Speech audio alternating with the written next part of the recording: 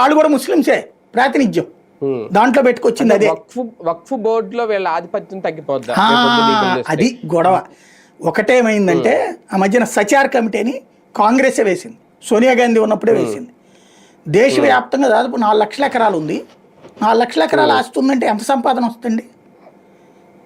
ఎకరాకి 50,000 వేసుకోండి, రావాలి కదా ఏడాదికి. అంటే ఉట్టి భూమే కాదు, వ్యవసాయమే కాదు, దాంట్లో పరిశ్రమలే ఉన్నాయా, ఆఫీసులే ఉన్నాయా, షాపింగ్ మాల్సే ఉన్నాయా, కాంప్లెక్స్లే ఉన్నాయా, అన్నీ కలిపితే నేను చెప్పేది 4 లక్షల ఎకరాలు.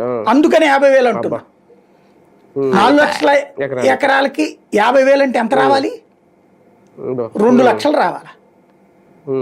అంత వస్తుంది. ఇక్కడ 125 కోట్లు వస్తుందట, కేవలం 125 కోట్లు.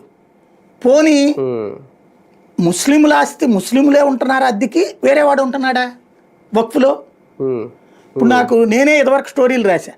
మనకి జర్నలిస్టులుగా సమాజంలో ఉన్న వివిధ వర్గాల వాళ్ళ బాధ చెప్పినప్పుడు, ఫీల్డ్లో ఉన్నప్పుడు మనకి చెప్పిన వాళ్ళలో ముస్లిం సోదరులే చెప్పారు నాకు, సార్ అక్కడ కాళేశ్వరం మార్కెట్ దగ్గర మీరు చూస్తే ఆ పోస్ట్ ఆఫీస్ ఎదురుగుండా బిల్డింగ్ ఉంటుంది, రైట్ సైడ్ కాళేశ్వరం మార్కెట్ ఉంటుంది, లెఫ్ట్ సైడ్ ఓ పెద్ద బిల్డింగ్ ఉంటుంది, వక్ఫ్ బిల్డింగ్ అంటారు దాన్ని. ఆ బిల్డింగు వక్ఫ్ ఆఫీస్ కూడా అందులోనే ఉంటుంది. దాంట్లో బోలెడు ఫ్లోర్లు. ఆ ఏరియాలో అద్దె ఎంత ఉంటుందో తెలుసా?